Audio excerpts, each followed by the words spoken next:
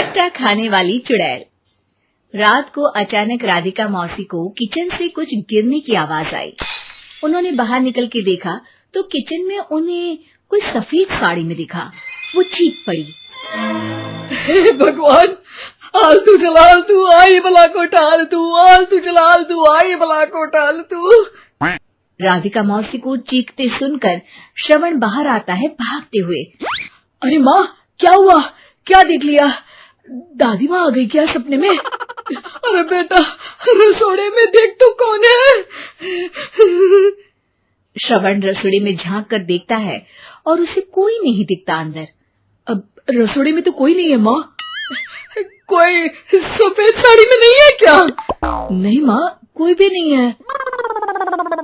चिल्लम chilli की आवाज सुनकर काजल भी वहाँ आ जाती है। अब क्या हो गया माँ जी? अरे बेटा, रसोड़े में एक चुड़ैल थी सफेद साड़ी में। अरे क्या कर रही थी वो अंदर? अरे बताया नहीं, कल आएगी ना तो पूछ लूंगी। चुड़ैल जी, आपका क्या प्लान है? वुमेन। माँ जी, रात बहुत हो गई है, आपने कोई बुरा सपना देखा होगा, चलिए सो जाइए। राधिका मौसी सोने तो चली जाती है पर उनको रात भर नींद ही नहीं आती। वो कुछ भी उलझुल बातें सोचने लगती है। कहीं चुड़ैल की वजह से तो घर में टेंशन नहीं हो रहा, कहीं उसी की वजह से तो वो दादी नहीं बन पा रही। सुबह जब राधिका मौसी रसोड़े में छानबीन करती है तो पाती है कि नींबू का अचार गायब है। चुड़ैल नींबू का अचार ले गई, मुझे तो ठीक नहीं लग रहा कुछ। चुड़ैल को भी पता है कि जिंदगी का असली मजा तो खट्टे में ही है। राधिका मौसी झट से श्रवण को फोन कर देती है। बेटा, मुझे समस्या समझ में आ गई है, हमें एक तांत्रिक की जरूरत है। अरे क्या बोल रही हो माँ, तांत्रिक की क्या जरूरत है? आप पूजा पाठ तो कर ही रही हो ना। आलतू जलालतू मंत्र सारे फालतू जैसे कुछ मंत्र पढ़ो, चली जाएगी अपने आप चुड़ैल। अरे नहीं बेटा, कभी चुड़ैल को कम नहीं समझते। अरे तुझे पता भी नहीं चलेगा कि कभी वो छल करके काजल की जगह घर की बहू खुद बन जाएगी। क्या माँ, कुछ भी बोल रही हो? कहाँ काजल और कहाँ चुड़ैल? वैसे एक बात बताओ, काजल को अगर गाने के लिए बोल देना तो चुड़ैल काजल की आवाज सुनकर घर तो क्या धरती लोग छोड़कर चली जाएगी। तुम ना पढ़े लिखे बच्चे हर चीज को मजाक समझते हो। तुम रहने दो, मैं खुद ही तांत्रिक को बुला लेती हूँ। अच्छा सुन, शाम को इमली लेके आना। क्या है कि चटनी खाए बहुत दिन हो गए है ना? नहीं माँ, इमली तांत्रिक से ही मंगवा लो ना, आटा वगैरह भी उसी से पिसवा लेना। देखो मुझे काम करना है। A few moments later.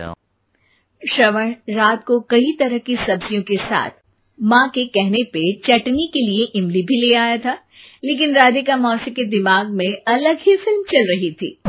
उन्हें अब सिर्फ शक ही नहीं यकीन होने लगा था कि शायद चुड़ैल ने श्रवण पर अपना जाल बिछा दिया था, जिस वजह से श्रवण उनकी बात ही नहीं मान रहा था। पर कोई नहीं, आने वाली रात में राधिका मौसी खुद तैयार हो गई चुड़ैल को पकड़ने के लिए। रुद्राक्ष की माला, तुलसी का पत्ता, हनुमान चालीसा सब हाथ के पास ही था, बस चुड़ैल का इंतजार था। और जैसा राधिका मौसी ने सोचा था वैसा ही हुआ। वो चुड़ैल उस रात भी आई, पर वो राधिका मौसी से तेज निकली और राधिका मौसी के उससे पकड़ने के पहले ही वो भाग खड़ी हुई। जरूर बहू पे साया है उस चुड़ैल का, तभी तो श्रवण के कमरे में गई है। और अगली सुबह राधिका मौसी पिछली रात हुए हमले में किन चीजों का नुकसान हुआ उसका हिसाब लगा रही थी। उनके खेमे से एक आम के अचार की शीशी भी गायब हो चुकी थी और वो इमली भी जो कल श्रवण लेकर आया था। राधिका मौसी इस बारे में सोच ही रही थी कि श्रवण जल्दी से रसोड़े में आकर दवाइयों की पोटली ढूंढने लगता है। अरे बेटा, क्या हो गया? अब माँ, वो काजल की तबीयत खराब है, बहुत घबराहट हो रही है उसे। हे भगवान, मैंने पहले ही कहा था कि तांत्रिक को बुला लेते हैं, पर नहीं। अब देखो, उस चुड़ैल ने काजल को अपने वश में करना शुरू भी कर दिया है। हालांकि श्रवण भूतों में विश्वास नहीं करता था, पर अब वो भी डर जाता है। और राजी हो जाता है एक तांत्रिक को बुलाने के लिए। कुछ ही घंटों में तांत्रिक आ जाते हैं और राधिका मौसी तांत्रिक जी को सब बता देती हैं। घोर संकट, घनघोर संकट, चुड़ैल को मारू जोर चाकट, ओम भट स्वाहा खटखा के आहा। अरे ये क्या मंत्र है? मेरे खुद के ओरिजिनल मंत्र है, कल रात को ही लिखे हैं, अच्छे लगे तो दाद चाहूंगा।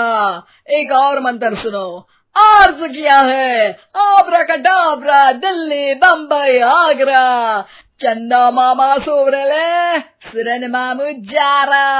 अबे साले, ये मंत्र है? अरे कोई 40 वालीसा पढ़ो ना।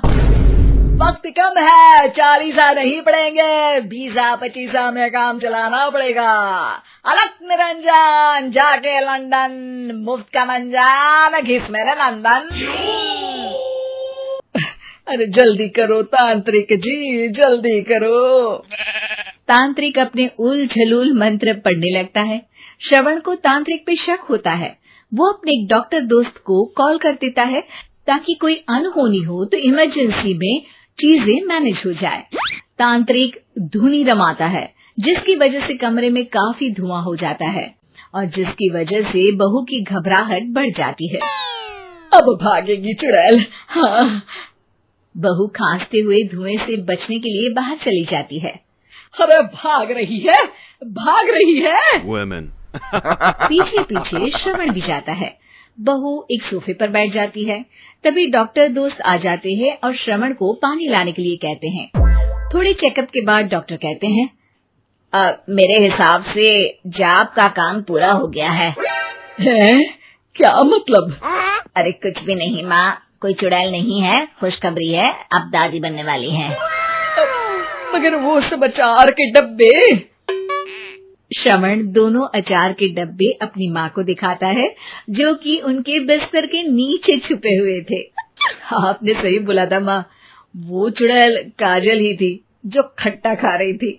हमें कल ही पता चला, पर हमने आपको ये तांत्रिक वाला काम करने दिया ताकि आपको भरोसा हो जाए कि भूत वगैरह कुछ होता ही नहीं। अच्छा अच्छा, ये तो बड़ी खुशी की बात है, पर बेटा मुझे एक झाड़ू तो ला दे।